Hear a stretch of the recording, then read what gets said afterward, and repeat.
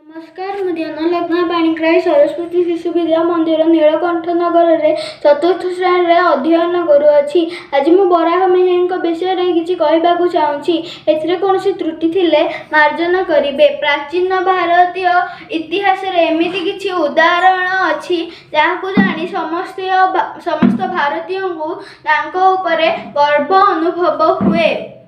एमानंक मध्यरु महर्षि बराह मिहिर अन्यतम। बराह मिहिर पिता नाम आदित्य दास एवं माता नाम देवी सत्यवती थिला। मिहिर पिता माता सूर्यंकर बहुत बड़ भक्त थिले। सूर्य नाम अनुसार ही निज पुत्रर नाम मिहिर रखिथिले। बराह मिहिर पिला बेलू ही निज नाम अनुसार अत्यंत तेजस्वी एवं मेधावी थिले। से निज पिता ज्योतिष शास्त्र शिखिथिले।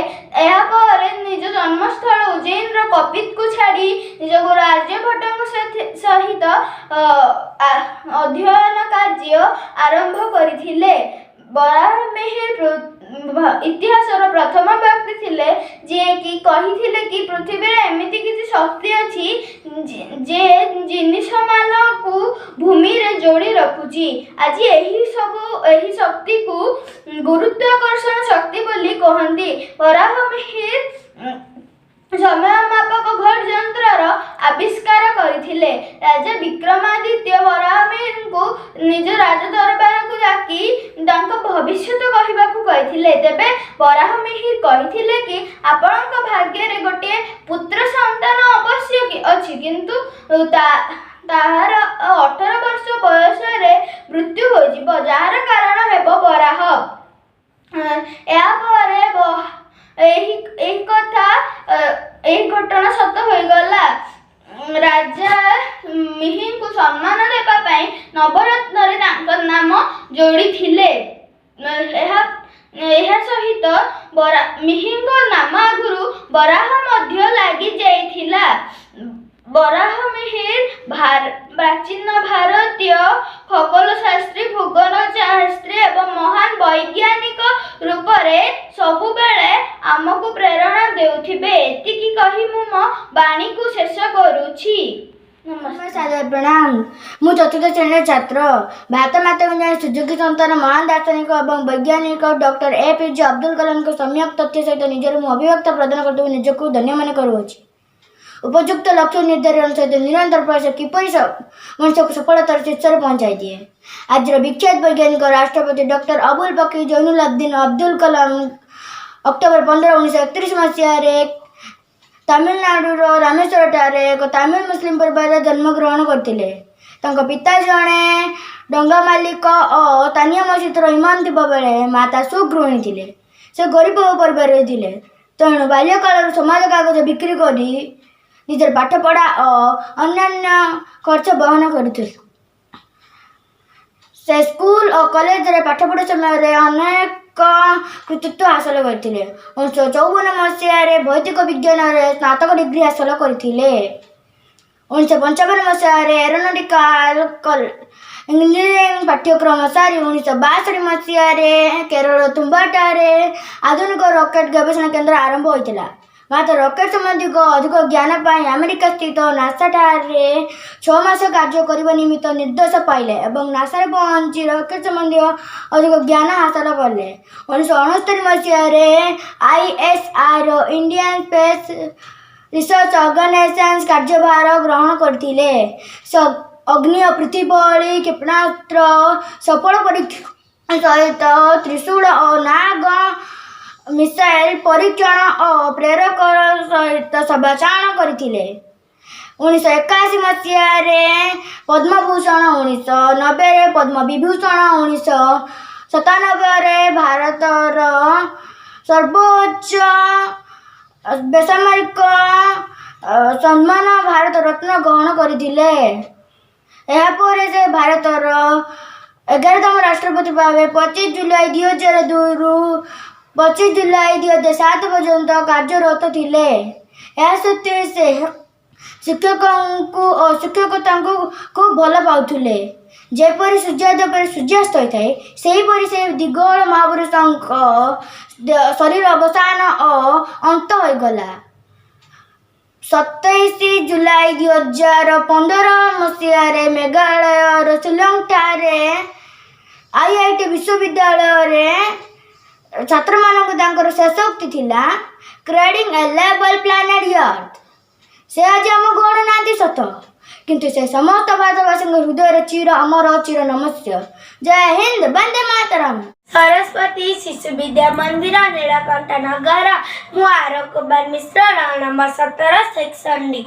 ମୁଁ ଆଜି ଚରକ ବିଷୟରେ କିଛି କହିବାକୁ ଚାହୁଁଛି, ଭୁଲ ଥିଲେ କ୍ଷମା କରିବେ।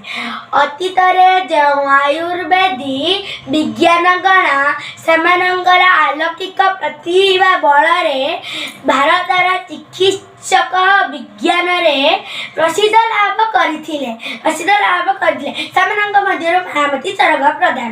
ଚରକଙ୍କ ଜନ୍ମ ଖ୍ରୀଷ୍ଟପୂର୍ବ 6ଶ ଶତାବ୍ଦୀରେ କୌଣସି ଏକ ବ୍ରାହ୍ମଣ ପରିବାର। ଅତୀତରେ ଯେଉଁ ଆୟୁର୍ବେଦୀ ବିଶେଷଜ୍ଞମାନେ ଥିଲେ ସେଥିମଧ୍ୟରୁ ଚରକ ଥିଲେ ଏକ ଅନ୍ୟତମ। ସେ ବିଭିନ୍ନ ସ୍ଥାନ ଭ୍ରମଣ କରି ଚିକିତ୍ସା କରୁଥିଲେ। ତାଙ୍କ ବାପା ଜଣେ ଋଷି ଥିଲେ ବୋଲି ଜଣାଯାଏ। ତାଙ୍କଠାରୁ ବିଜ୍ଞାନ ଜ୍ଞାନ ଗ୍ରହଣ କରିଥିଲେ। ପିତାଙ୍କ ଅନୁପ୍ରାଣିତ ହୋଇ ସେ ଚିକିତ୍ସା ବିଦ୍ୟାରେ ଅଧିକ ଜ୍ଞାନ କରୁଥିଲେ। ଆୟତ ଋଷିଙ୍କ ପ୍ରିୟ ଶିଷ୍ୟ ଚରକ ଓ ଆକ୍ରୟତ ସହିତ ବିଭିନ୍ନ କ୍ଷେତ୍ରରେ ବାରମ୍ବାର ପରୀକ୍ଷା କରୁଥିଲେ। ଅନୁଭବ କଲେ ଯେ କେତୋଟି ତ୍ରୁଟି ରହିଛି ସେ ତ୍ରୁଟିକୁ ସଂଶୋଧନ କରିବା ସହିତ ନିଜର ଗବେଷଣାକୁ ଆଧାର କରି ଆୟୁର୍ବେଦ ଶାସ୍ତ୍ର ରଚନା କରିଥିଲେ, ଯାହାର ନାମ ତାଙ୍କ ନାମାନୁସାରେ ଚରକଙ୍କ ସଂହିତା। ଏଣୁ ଚରକୀଙ୍କୁ ଆୟୁର୍ବେଦ ବିଜ୍ଞାନର ଜନ୍ମଦାତା କୁହାଯାଏ। ସେ ଜଣେ ଉଚ୍ଚ କୋଟିର ଚିକିତ୍ସକ ଥିଲେ। ସେ ବିଭିନ୍ନ ବୃକ୍ଷଲତାକୁ ନେଇ ଉଦ୍ଭିଦ ଔଷଧ ତିଆରି କରୁଥିଲେ। ଚରକ ହିଁ ପ୍ରାଣୀଜ ଓ ଉଦ୍ଭିଦଜକ ଓ ଖଣିଜ ଚିକିତ୍ସା ଆରମ୍ଭ କରିଥିଲେ। ତାଙ୍କ ମତରେ ଜଣେ ଚିକିତ୍ସକ ରୋଗୀର ସେବା ହିଁ ପ୍ରଧାନ କର୍ତ୍ତବ୍ୟ। ପାଚକ ଶକ୍ତି, ସଂରକ୍ଷଣ ଶକ୍ତି, ରକ୍ତ ସଞ୍ଚାଳନ, ମଳମୁକ୍ତ ନିଷ୍କାସନ, କଫ ବା ବାତ ବା ବାୟୁ ପ୍ରାଣବାୟୁକୁ ନିମନ୍ତ୍ରଣ କରେ। ତାଙ୍କ ମତରେ ପିର ଓ ପିତ୍ତ, କଫ, ବାତ ଓ ବାୟୁ ସମତୁଲତା ହିଁ ସୁସ୍ଥ ମନୁଷ୍ୟର କାରଣ ଏବଂ ଅସମତୁଲତା ହିଁ ରୋଗର କାରଣ। ରାସାୟନିକ ପ୍ରଭାବ ଯୋଗୁଁ ଖାଦ୍ୟରେ କଫ ସୃଷ୍ଟି ହୁଏ। ମୁଁ ମୋର ପ୍ରଣାମ ଜଣାଉଛି। ମୁଁ ଅରମାନ ସାହୁ। ମୁଁ ସରସ୍ୱତୀ ଶିଶୁ ବିଦ୍ୟା ମନ୍ଦିର, ନୀଳକଣ୍ଠ ନଗର, ବ୍ରହ୍ମପୁରରେ 4ର୍ଥ ଶ୍ରେଣୀରେ ପଢ଼େ। ସମ୍ମାନନୀୟ ଗୁରୁଜୀ ଗୁରୁମା ବୃନ୍ଦ ଓ ମୋର ଛୋଟ ଓ ବଡ଼ ଭାଇ ଭଉଣୀମାନେ, ମୋତେ ଆଜି ଭାସ୍କରାଚାର୍ଯ୍ୟଙ୍କ ବିଷୟରେ କିଛି କହିବାକୁ ସୁଯୋଗ ମିଳିଥିବାରୁ ମୁଁ ନିଜକୁ ଧନ୍ୟ ମନେ କରୁଛି। ମଧ୍ୟଯୁଗର ସର୍ବଶ୍ରେଷ୍ଠ ଗଣିତଜ୍ଞ ତଥା ଜ୍ୟୋତିର୍ବିଜ୍ଞାନୀ ଭାସ୍କରାଚାର୍ଯ୍ୟ ଥିଲେ। ସେ ଦ୍ୱିତୀୟ ଭାସ୍କରାଚାର୍ଯ୍ୟ ରୂପେ ମଧ୍ୟ ପରିଚିତ ଥିଲେ। ସେ 1114 ଖ୍ରୀଷ୍ଟାବ୍ଦରେ କର୍ଣ୍ଣାଟକର ବିଜାପୁରଠାରେ ଜନ୍ମଗ୍ରହଣ କରିଥିଲେ। ତାଙ୍କ ପିତାଙ୍କ ନାମ ମହେଶ୍ୱର ଥିଲା। ତାଙ୍କ ପିତା ଜଣେ ପ୍ରସିଦ୍ଧ ଗଣିତଜ୍ଞ ଓ ଖଗୋଳ ଶାସ୍ତ୍ରୀ ଥିଲେ। ସେ ପିଲାବେଳୁ ତାଙ୍କ ପିତାଙ୍କଠାରୁ ଗଣିତ, ଜ୍ୟୋତିର୍ବିଜ୍ଞାନ, ବେଦ, କାବ୍ୟ ଓ ବ୍ୟାକରଣ ଇତ୍ୟାଦି ଶିକ୍ଷା ଲାଭ କରିଥିଲେ। ସେ ବ୍ରହ୍ମଗୁପ୍ତଙ୍କୁ ନିଜ ଗୁରୁ ବୋଲି ମାନୁଥିଲେ। ସେ 1950 ମସିହାରେ ସିଦ୍ଧାନ୍ତ ଶିରୋମଣି ଗ୍ରନ୍ଥ ରଚନା କରିଥିଲେ। ସେ ଏହାକୁ 4 ଭାଗରେ ବିଭକ୍ତ କରିଥିଲେ। ସେଗୁଡ଼ିକ ହେଲା ଲୀଳାବତୀ, ବୀଜଗଣିତ, ଗ୍ରହଗଣିତ ଓ ଗୋଳାଧ୍ୟାୟ। ସେ ଏଥିରେ ଗଣିତ, ବିଜ୍ଞାନ ଓ ଜ୍ୟୋତିଷର ବିଭିନ୍ନ ତଥ୍ୟ ପ୍ରଦାନ କରିଛନ୍ତି। ସେ ଏଥିରେ ବିଭିନ୍ନ ତ୍ରିକୋଣମିତିକ ସୂତ୍ରର ମଧ୍ୟ ଉପସ୍ଥାପନା କରିଛନ୍ତି। ସେ ସର୍ବପ୍ରଥମେ କହିଥିଲେ ଯେ ଯେକୌଣସି ସଂଖ୍ୟାକୁ 0 ଦ୍ୱାରା ଭାଗ କଲେ ଭାଗଫଳ ଅସୀମ ହେବ ଏବଂ ଯେକୌଣସି ସଂଖ୍ୟାକୁ ଅସୀମ ସହ ଯୋଗ କଲେ ଯୋଗଫଳ ମଧ୍ୟ ଅସୀମ ହେବ। ସେ ପୃଥିବୀର ଆକର୍ଷଣ ଶକ୍ତି ଅଛି ଏହି କଥା ଭାସ୍କରାଚାର୍ଯ୍ୟ କହିଥିଲେ। ପୃଥିବୀର ଆକର୍ଷଣ ଶକ୍ତି ଥିବା ଯୋଗୁଁ ଏହା ଭାରୀ ପଦାର୍ଥ ଗୁଡ଼ିକୁ ନିଜ ଆଡ଼କୁ ଆକର୍ଷିତ କରୁଛି। ଫଳରେ ଏହା ବିଭିନ୍ନ ଗ୍ରହମାନଙ୍କର ଗୁରୁତ୍ୱାକର୍ଷଣ ଦ୍ୱାରା ଆକାଶରେ ସ୍ୱତଃ ରହିପାରୁଛନ୍ତି। ଏହାକୁ ଧନାତ୍ମକ ଶକ୍ତି ବା ମହାକର୍ଷଣ ବଳ କୁହାଯାଏ। ଭାସ୍କରାଚାର୍ଯ୍ୟ ଗଣିତରେ 8ଟି କଥା ପ୍ରତି ଗୁରୁତ୍ୱ ଦେଇଛନ୍ତି। ସେଗୁଡ଼ିକ ହେଲା ଯୋଗ, ବିୟୋଗ, ଗୁଣନ, ଭାଗ, ବର୍ଗ, ବର୍ଗମୂଳ, ଘନ ଓ ଘନମୂଳ। ସେ କହିଥିଲେ ସମସ୍ତ ବିଷୟର ମୂଳରେ ଆଉ ଏକ ବିଷୟ ରହିଛି, ତାହା ହେଲା ବୃଦ୍ଧି ଓ ହ୍ରାସ। ସେ କହିଛନ୍ତି ବୃଦ୍ଧି କହିଲେ 1 ଓ ହ୍ରାସ କହିଲେ 0।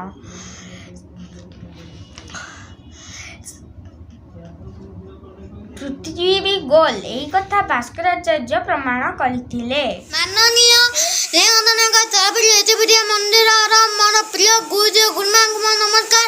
ମୋର ତତ୍ତ୍ୱ ବଡ଼ ଭାଇ ଭଉଣୀମାନଙ୍କୁ ମୋର ସ୍ନେହ। ମୁଁ ସୁବର୍ଣ୍ଣ ନାୟକ ତତ୍ତ୍ୱ ଦାସର ଆଦ୍ର ଏହି ବିଷୟରେ ମୁଁ ଟିଭି ରମଣଙ୍କ ଭିତରେ କେତେ କହିବାକୁ ରହୁଛି। ଯଦି ସେଥିର କିଛି ତ୍ରୁଟି ଥାଏ ତାହେଲେ ମୋତେ କ୍ଷମା କରିବେ। ଜଣେ ବିଖ୍ୟାତ ବୈଜ୍ଞାନିକ ରୂପେ ଚନ୍ଦ୍ରଶେଖର ବେଙ୍ଗଲ ରମଣ ପରିଚିତ। 1888 ମସିହା ନଭେମ୍ବର 7 ତାରିଖରେ ତୀର୍ଥନାପଲ୍ଲୀ ସହର ନିକଟବର୍ତ୍ତୀ ଆୟମ୍ପେଟା ଗ୍ରାମରେ ଜନ୍ମଗ୍ରହଣ କରିଥିଲେ। ଚନ୍ଦ୍ରଶେଖର ଆୟାର ପାର୍ବତୀ ଅମ୍ଳାଙ୍କ ଘରରେ ଜଣେ ଏତେ ବଡ଼ ବୈଜ୍ଞାନିକ ଜନ୍ମଗ୍ରହଣ କରିବେ ତାହା କେହି ଜାଣିନଥିଲେ। ସେ ଲକ୍ଷଚୁଣ୍ଡରୀ ଆୟାରଙ୍କ ସହ ବିବାହ କରିଥିଲେ। ସେ ରମଣ ପ୍ରଭାବ ଯୋଗୁଁ 1930 ମସିହାରେ ନୋବେଲ ପୁରସ୍କାର ପାଇଥିଲେ। ସର୍ବଶ୍ରେଷ୍ଠ ପୁରସ୍କାର ଲେନିନ୍ ପୁରସ୍କାର ପାଇଥିଲେ।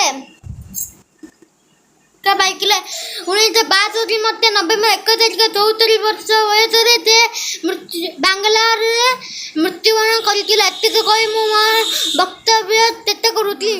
ଶତପଥୀ ସରସ୍ୱତୀ ଶିଶୁ ବିଦ୍ୟା ମନ୍ଦିର ନୀଳକଣ୍ଠ ନଗର ବ୍ରହ୍ମପୁର 2 ଚତୁର୍ଥ ଶ୍ରେଣୀରେ ପଢ଼େ। ମୁଁ ସେକ୍ସନ ଡି ରୋଲ ନମ୍ବର 20। ମୁଁ ଆର୍ଯ୍ୟଭଟ୍ଟଙ୍କ ବିଷୟରେ କିଛି କହିବାକୁ ଚାହୁଁଛି। ଆର୍ଯ୍ୟଭଟ୍ଟ 476 ଖ୍ରୀଷ୍ଟାବ୍ଦ ବିହାର ପାଟଣାର କୁସୁମପୁରରେ ଜନ୍ମଗ୍ରହଣ କରିଥିଲେ। ତାଙ୍କର ଏକ ରଚନାର ନାମ ଆର୍ଯ୍ୟଭଟ୍ଟୀ, ଯେଉଁଥିରେ ବୀଜଗଣିତ, ତ୍ରିକୋଣମିତି ଓ ଅଙ୍କଗଣିତ ସ୍ଥାନ ପାଇଛି। ଭାରତର ପ୍ରଥମ ଉପଗ୍ରହ ଏପ୍ରିଲ 1975 ମସିହାରେ ମହାକାଶକୁ ଛଡ଼ାଗଲା। ଏହାର ନାମ ଥିଲା ଆର୍ଯ୍ୟଭଟ୍ଟ। ଭାରତ ହେଉଛି ଏକ ଏପରି ଦେଶ ଯାହାର ଉପଗ୍ରହ କୌଣସି ଦେବୀ ଦେବତା ନାମ ନ ରଖି ମହାନ ଗଣିତଜ୍ଞଙ୍କ ନାମ ରଖାଗଲା। ସେ ସେତେବେଳେ 23 ବର୍ଷରେ ଆର୍ଯ୍ୟଭଟ୍ଟ ଗ୍ରନ୍ଥ ରଚନା କରିଥିଲେ। ସେ ଗ୍ରନ୍ଥରେ 118 ଶ୍ଲୋକ ଅଛି।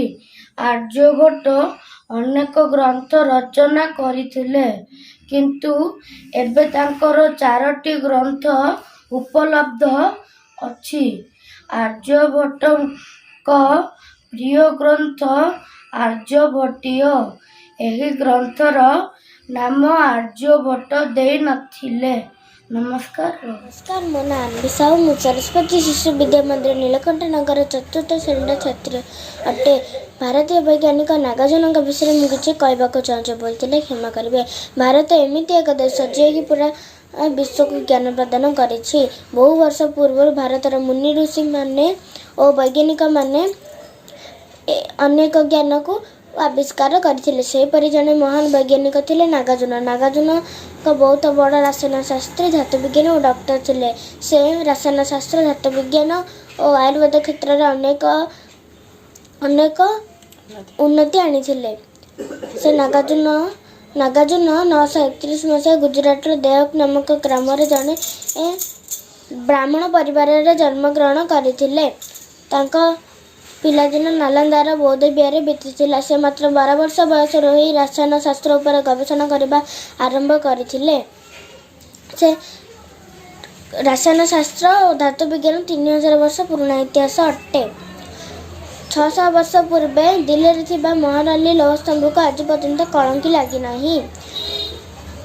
ନାଗାର୍ଜୁନ ରସାୟନ ଶାସ୍ତ୍ର ଉପରେ ଅନେକ ପୁସ୍ତକ ରଚନା କରିଛନ୍ତି।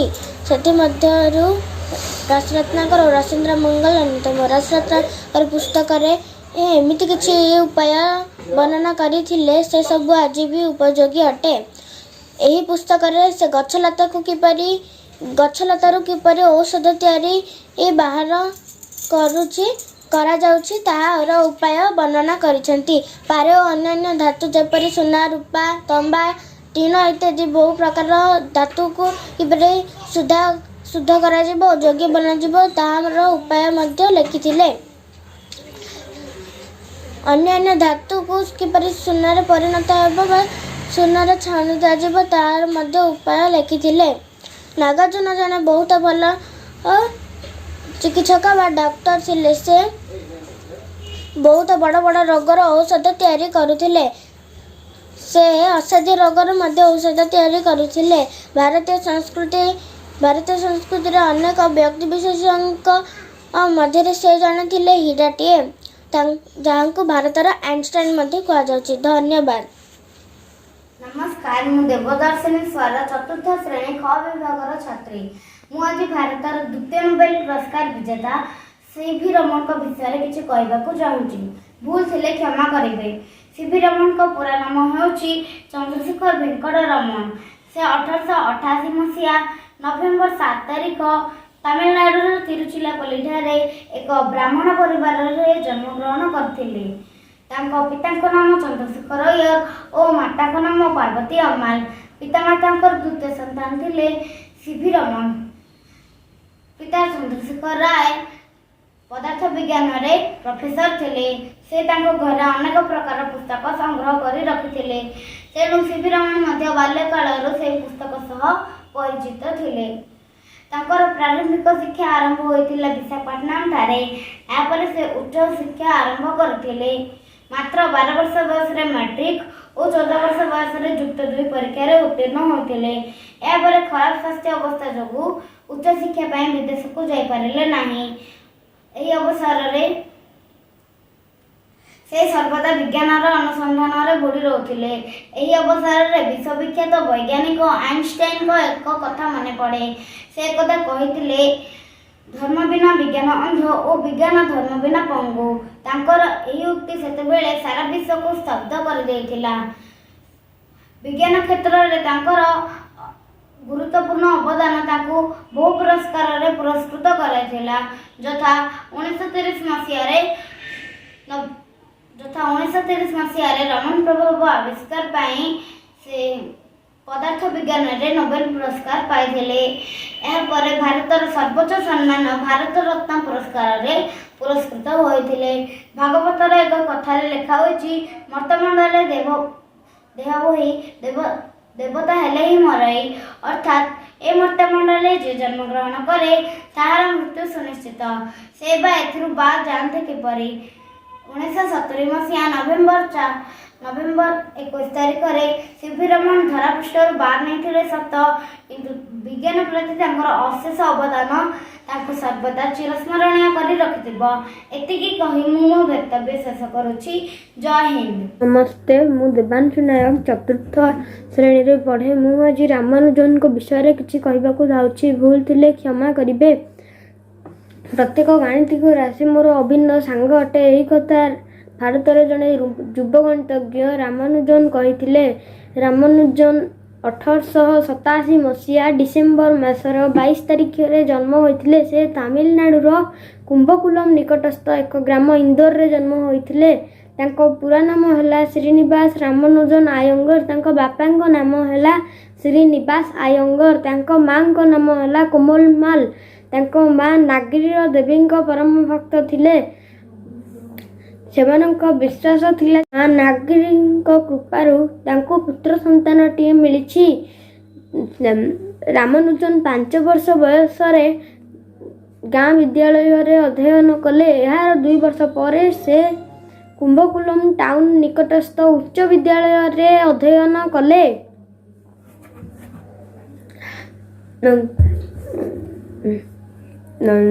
ଗଣିତ ପ୍ରତି ତାଙ୍କ ପିଲାଦିନରୁ ଅଧିକ ଆଗ୍ରହ ଥିଲା। ସେ 10ମ ଶ୍ରେଣୀ ପଢ଼ିବା ବେଳେ B.A. ଶ୍ରେଣୀର ତ୍ରିକୋଣମିତି କରିସାରିଥିଲେ।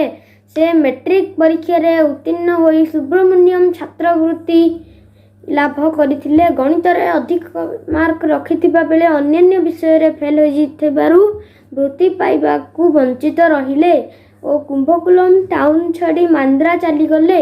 ମାନ୍ଦ୍ରାରେ କିଛି ପିଲାଙ୍କୁ ପାଠ ପଢ଼ାଇବା ସହିତ ସେ ନିଜ କଲେଜ ପଢ଼ିଲେ। କଲେଜର ଏକ ପରୀକ୍ଷାରେ ପୁଣି ଥରେ ଫେଲ୍ ହେଲେ ଓ ପାଠ ଛାଡ଼ିଦେଲେ। ଘରର ପୋଷଣ ପାଇଁ ଅର୍ଥର ଆବଶ୍ୟକ ହେବାରୁ ସେ ପ୍ରଥମେ ହିସାବ ନିରୀକ୍ଷକ ଭାବରେ କିଛି ଦିନ କାମ କରି ଏକ ଲିପିକାର ଭାବେ କାମ କଲେ। 1913 ମସିହାରେ ଇଂଲଣ୍ଡର ଗଣିତ ବିଭାଗର ଏକ ପ୍ରସିଦ୍ଧ ଅଧ୍ୟାପକ G.H. ହାର୍ଡିଙ୍କ ପାଖକୁ ଗୋଟିଏ ପତ୍ର ଲେଖିଥିଲେ।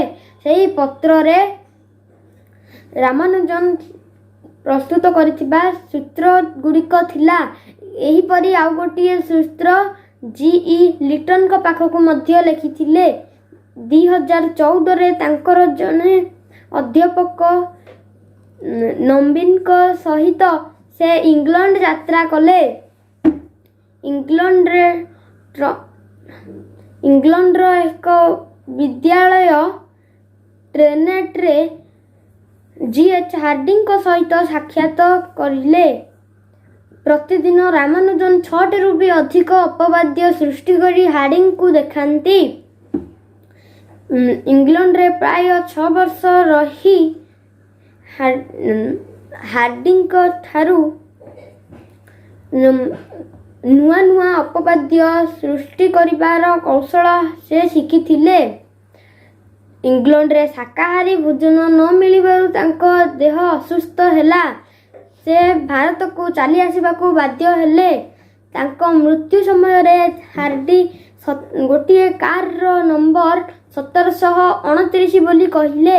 ସେ କହିପାରିଥିଲେ କି ଏହା 2ଟି ରାଶିର ଘନବଳୟ ଅଟେ। ସେ 1920 ଏପ୍ରିଲ 26 ତାରିଖରେ ମୃତ୍ୟୁବରଣ କରିଥିଲେ। 2012କୁ ଜାତୀୟ ଗଣିତ ବର୍ଷ ଓ ତାଙ୍କ ଜନ୍ମତିଥି ଡିସେମ୍ବର 22 ଜାତୀୟ ଗଣିତ ଦିବସ ରୂପେ ପାଳନ କରିବା ପାଇଁ ତତ୍କାଳୀନ ପ୍ରଧାନମନ୍ତ୍ରୀ ଡକ୍ଟର ମନମୋହନ ସିଂ ଘୋଷଣା କରିଥିଲେ। ନମସ୍ତେ, ବନ୍ଦେ ମାତରମ୍।